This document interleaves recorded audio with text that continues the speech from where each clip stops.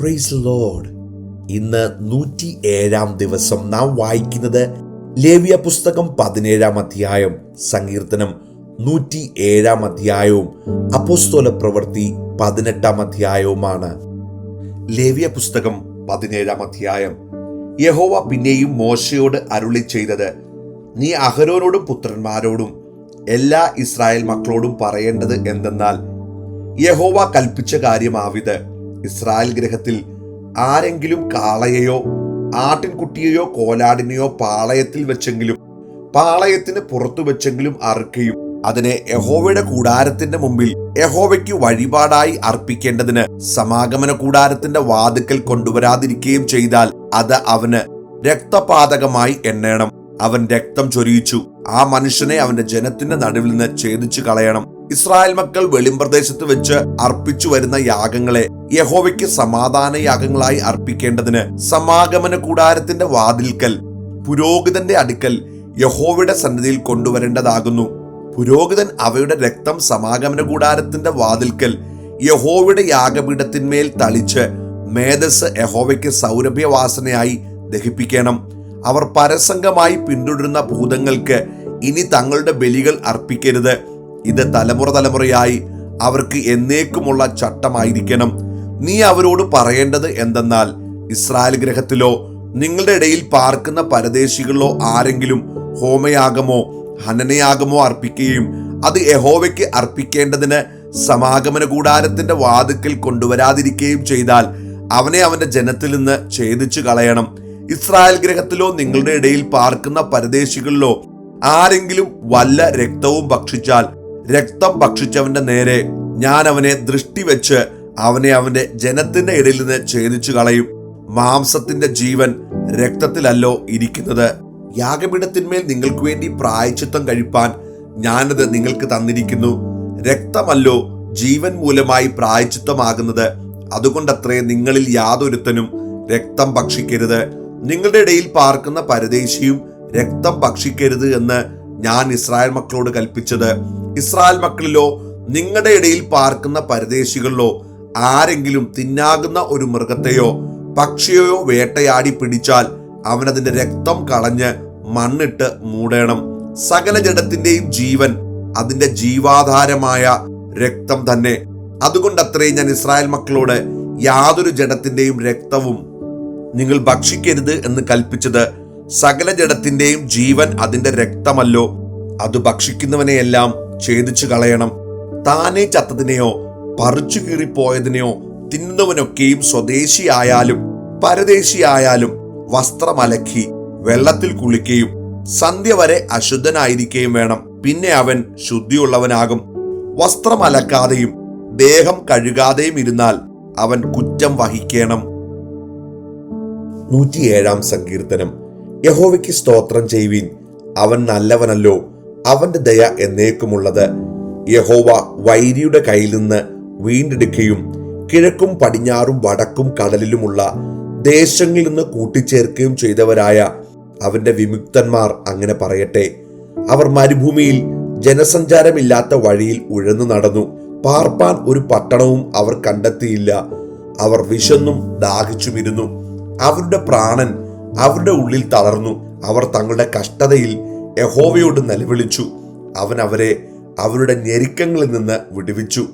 അവർ പാർപ്പാൻ തക്ക പട്ടണത്തിൽ ചെല്ലേണ്ടതിന് അവൻ അവരെ ചൊവ്വയുള്ള വഴിയിൽ നടത്തി. അവർ യഹോവയെ അവന്റെ നന്മയെ ചൊല്ലിയും മനുഷ്യപുത്രന്മാരിൽ ചെയ്ത അത്ഭുതങ്ങളെ ചൊല്ലിയും സ്തുതിക്കട്ടെ. അവൻ ആർത്തിയുള്ളവന് തൃപ്തി വരുത്തുകയും വിശപ്പുള്ളവനെ നന്മ കൊണ്ട് നിറയ്ക്കുകയും ചെയ്യുന്നു.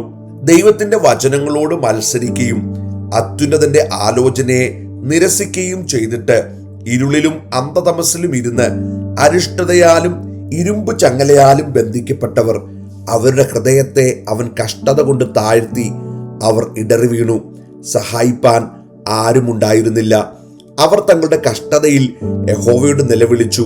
അവൻ അവരുടെ ഞെരുക്കങ്ങളിൽ നിന്ന് അവരെ രക്ഷിച്ചു. അവൻ അവരെ ഇരുട്ടിൽ നിന്നും അന്ധതമസിൽ നിന്നും പുറപ്പെടുവിച്ചു. അവരുടെ ബന്ധനങ്ങളെ അറുത്തു കളഞ്ഞു. അവർ യഹോവയെ അവന്റെ നന്മയെ ചൊല്ലിയും മനുഷ്യപുത്രന്മാരിൽ ചെയ്ത അത്ഭുതങ്ങളെ ചൊല്ലിയും സ്തുതിക്കട്ടെ. അവൻ താമ്രക്കഥകളെ തകർത്ത് ഇരുമ്പോടാമ്പലുകളെ മുറിച്ചു കളഞ്ഞിരിക്കുന്നു. ഭോഷന്മാർ തങ്ങളുടെ ലംഘനങ്ങൾ ഹേതുവായും തങ്ങളുടെ അകൃത്യങ്ങൾ നിമിത്തവും കഷ്ടപ്പെട്ടു. അവർക്ക് സകലവിധ ഭക്ഷണത്തോടും വെറുപ്പ് തോന്നി. അവർ മരണവാതിലുകളോട് സമീപിച്ചിരിക്കുന്നു.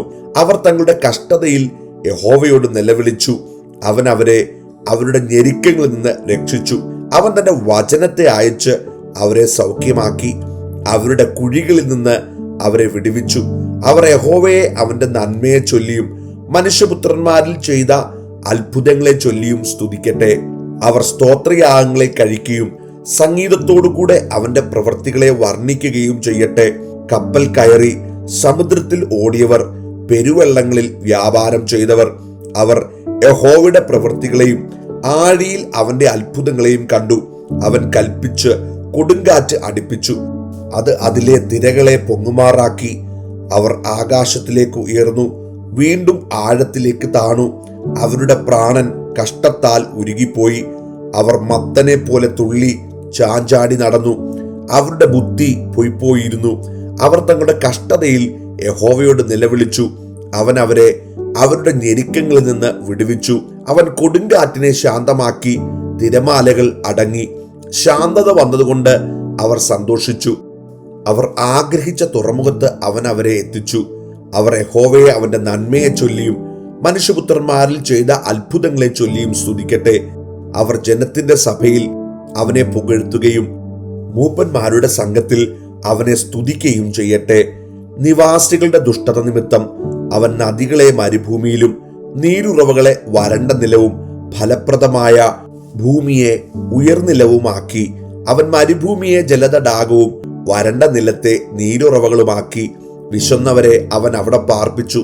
അവർ പാർപ്പാൻ പട്ടണമുണ്ടാക്കുകയും നിലം വിതയ്ക്കുകയും മുന്തിരിത്തോട്ടം നട്ടുണ്ടാക്കുകയും സമൃദ്ധിയായി ഫലങ്ങളെ അനുഭവിക്കുകയും ചെയ്തു. അവൻ അനുഗ്രഹിച്ചിട്ട് അവർ അത്യന്തം പെരുകി. അവരുടെ കന്നുകാലികൾ കുറഞ്ഞു പോകുവാൻ അവൻ ഇടവരുത്തിയില്ല. പീഡനവും കഷ്ടതയും സങ്കടവും ഹേതുവായി അവർ പിന്നെയും കുറഞ്ഞു താണുപോയി. അവൻ പ്രഭുക്കന്മാരുടെ മേൽ നിന്ന പകരുകയും വഴിയില്ലാത്ത ശൂന്യപ്രദേശത്ത് അവരെ ഉഴലുമാറാക്കുകയും ചെയ്യുന്നു. അവൻ ദരിദ്രനെ പീഡയിൽ നിന്ന് ഉയർത്തി അവന്റെ കുലങ്ങളെ ആട്ടിൻകൂട്ടം പോലെ ആക്കി. നേരുള്ളവർ ഇത് കണ്ട് സന്തോഷിക്കും. നീതി കെട്ടവരൊക്കെയും വായ് പൊത്തും. ജ്ഞാനമുള്ളവർ ഇവയെ ശ്രദ്ധിക്കും. അവർ യഹോവയുടെ കൃപകളെ ചിന്തിക്കും. അപ്പോസ്തലപ്രവൃത്തി 18-ാം അധ്യായം. അനന്തരം അവൻ അഥേന വിട്ട് കൊരിന്തിൽ ചെന്ന് യഹൂദന്മാർ എല്ലാവരും റോമ നഗരം വിട്ടു പോകണമെന്ന് ക്ലൗദ്യോസ് കൽപ്പിച്ചതുകൊണ്ട് ഇത്തില്ലയിൽ നിന്ന് ആ ഇടയ്ക്ക് വന്നവനായി പൊന്തോസ്കാരൻ അക്വിലാസ് എന്നു പേരുള്ള ഒരു യഹൂദനെയും അവന്റെ ഭാര്യ പ്രിസ്കില്ലയെയും കണ്ടു. അവരുടെ അടുക്കൽ ചെന്ന് തൊഴിൽ ഒന്നാകൊണ്ട് അവൻ അവരോടുകൂടെ പാർത്ത് വേല ചെയ്തു പോന്നു. തൊഴിലോ കൂടാരപ്പണിയായിരുന്നു. എന്നാൽ ശബത്ത് തോറും അവൻ പള്ളിയിൽ സംവാദിച്ച് യഹൂദന്മാരെയും യവനന്മാരെയും സമ്മതിപ്പിച്ചു. ശീലാസും തിമത്യോസും മക്കദോനിയിൽ നിന്ന് വന്നാറെ പൗലോസ് വചനഘോഷണത്തിൽ ശുഷ്കാന്തി പൂണ്ട് യേശു തന്നെ ക്രിസ്തു എന്ന് യഹൂദന്മാർക്ക് സാക്ഷീകരിച്ചു. അവർ എതിർപ്പറയുകയും ദുഷിക്കുകയും ചെയ്യുകയാൽ അവൻ വസ്ത്രം കുടഞ്ഞ്, നിങ്ങളുടെ നാശത്തിന് നിങ്ങൾ തന്നെ ഉത്തരവാദികൾ, ഞാൻ നിർമ്മലൻ, ഇനിമേൽ ഞാൻ ജാതികളുടെ അടുക്കൽ പോകുമെന്ന് അവരോട് പറഞ്ഞു. അവൻ അവിടം വിട്ട് തീത്തോസ് യുസ്തോസ് എന്ന ഒരു ദൈവഭക്തന്റെ വീട്ടിൽ ചെന്നു. അവന്റെ വീട് പള്ളിയോട് തൊട്ടിരുന്നു. പള്ളിപ്രമാണിയായ ക്രിസ്പോസ് തന്റെ സകല കുടുംബത്തോടും കൂടെ കർത്താവിൽ വിശ്വസിച്ചു. കൊരിന്ത്യരിൽ അനേകർ വചനം കേട്ട് വിശ്വസിച്ച് സ്നാനമേറ്റു. രാത്രിയിൽ കർത്താവ് ദർശനത്തിൽ പൗലോസിനോട്, നീ ഭയപ്പെടാതെ പ്രസംഗിക്ക, മിണ്ടാതിരിക്കരുത്, ഞാൻ നിന്നോട് കൂടെയുണ്ട്, ആരും നിന്നെ കയ്യേറ്റം ചെയ്ത് ദോഷപ്പെടുത്തുകയില്ല, ഈ പട്ടണത്തിൽ എനിക്ക് വളരെ ജനമുണ്ട് എന്ന് അരുളി ചെയ്തു. അങ്ങനെ അവൻ 2 ആണ്ടും 6 മാസവും അവരുടെ ഇടയിൽ ദൈവവചനം ഉപദേശിച്ചുകൊണ്ട് താമസിച്ചു. ഗല്ലിയോൻ അഖായയിൽ ദേശാധിപതിയായി വാഴുമ്പോൾ യഹൂദന്മാർ പൗലോസിന്റെ നേരെ ഒരുമനപ്പെട്ട് എഴുന്നേറ്റു അവനെ ന്യായാസനത്തിന്റെ മുമ്പാകെ കൊണ്ടുചെന്നു. ഇവൻ ന്യായപ്രമാണത്തിന് വിരോധമായി ദൈവത്തെ ഭജിപ്പാൻ മനുഷ്യരെ സമ്മതിപ്പിക്കുന്നു എന്ന് പറഞ്ഞു. പൗലോസ് വായ് തുറപ്പാൻ ഭാവിക്കുമ്പോൾ ഗല്ലിയോൻ യഹൂദന്മാരോട്, യഹൂദന്മാരെ, വല്ല അന്യായമോ വല്ലാത്ത പാതകമോ ആയിരുന്നെങ്കിൽ ഞാൻ ക്ഷമയോടെ നിങ്ങളുടെ സങ്കടം കേൾക്കുമായിരുന്നു. വചനത്തെയും നാമങ്ങളെയും നിങ്ങളുടെ ന്യായപ്രമാണത്തെയും സംബന്ധിച്ചുള്ള തർക്കസംഗതികളെങ്കിലോ നിങ്ങൾ തന്നെ നോക്കിക്കൊള്ളുവിൻ. ഈ വകയ്ക്ക് ന്യായാധിപതിയാകുവാൻ എനിക്ക് മനസ്സില്ല എന്ന് പറഞ്ഞ് അവരെ ന്യായാസനത്തിൽ നിന്ന് പുറത്താക്കി. എല്ലാവരും പള്ളിപ്രമാണിയായ സോസ്തനേസിനെ പിടിച്ച് ന്യായാസനത്തിന്റെ മുമ്പിൽ വെച്ച് അടിച്ചു. ഇത് ഒന്നും ഗല്ലിയോൻ കൂട്ടാക്കിയില്ല. പൗലോസ് പിന്നെയും കുറെ നാൾ പാർത്ത ശേഷം സഹോദരന്മാരോട് യാത്ര പറഞ്ഞിട്ട് തനിക്കൊരു നേർച്ചയുണ്ടായിരുന്നതിനാൽ കെങ്ക്രയിൽ വെച്ച് തല ക്ഷൗരം ചെയ്യിച്ചിട്ട് പ്രിസ്കില്ലയോടും അക്വിലാസിനോടും കൂടെ കപ്പൽ കയറി സുറിയയിലേക്ക് പുറപ്പെട്ട് എഫെസോസിലെത്തി അവരെ അവിടെ വിട്ടു. അവൻ പള്ളിയിൽ ചെന്ന് യഹൂദന്മാരോട് സംഭാഷിച്ചു. കുറെ കൂടെ താമസിക്കണമെന്ന് അവർ അപേക്ഷിച്ചിട്ട് അവൻ സമ്മതിക്കാതെ, ദൈവഹിതമുണ്ടെങ്കിൽ ഞാൻ നിങ്ങളുടെ അടുക്കൽ മടങ്ങി വരുമെന്ന് പറഞ്ഞ് വിടവാങ്ങി എഫെസോസിൽ നിന്ന് കപ്പൽ നീക്കി കൈസരിയിൽ വന്നിറങ്ങി. യെരുശലേമിലേക്ക് ചെന്ന് സഭയെ വന്ദനം ചെയ്തിട്ട് അന്ത്യോക്യയിലേക്ക് പോയി. അവിടെ കുറെ നാൾ താമസിച്ച ശേഷം പുറപ്പെട്ട് ക്രേത്താലെ ഗലാത്യ ദേശത്തിലും ഫുഗ്യയിലും സഞ്ചരിച്ച് ശിഷ്യന്മാരെ ഒക്കെയും ഉറപ്പിച്ചു. അലക്സാന്ദ്രിയക്കാരനായി വാക്വൈഭവവും തിരുവെഴുത്തുകളിൽ സാമർഥ്യവുമുള്ള അപ്പല്ലോസ് എന്നു പേരുള്ള ഒരു യഹൂദൻ എഫെസോസിലെത്തി. അവൻ കർത്താവിന്റെ മാർഗത്തിൽ ഉപദേശം ലഭിച്ചവനായിരുന്നു. യോഹന്നാന്റെ സ്നാനത്തെക്കുറിച്ച് മാത്രം അറിഞ്ഞിരുന്നുവെങ്കിലും ആത്മാവിൽ എരിവുള്ളവനാകയാൽ അവൻ യേശുവിന്റെ വസ്തുത സൂക്ഷ്മമായി പ്രസ്താവിക്കുകയും ഉപദേശിക്കുകയും ചെയ്തു. അവൻ പള്ളിയിൽ പ്രാഗൽഭ്യത്തോടെ പ്രസംഗിച്ചു തുടങ്ങി. അക്വിലാസും പ്രിസ്കില്ലയും അവന്റെ പ്രസംഗം കേട്ടാറെ അവനെ ചേർത്തുകൊണ്ട് ദൈവത്തിന്റെ മാർഗം അധികം സ്പഷ്ടമായി അവന് തെളിയിച്ചു കൊടുത്തു.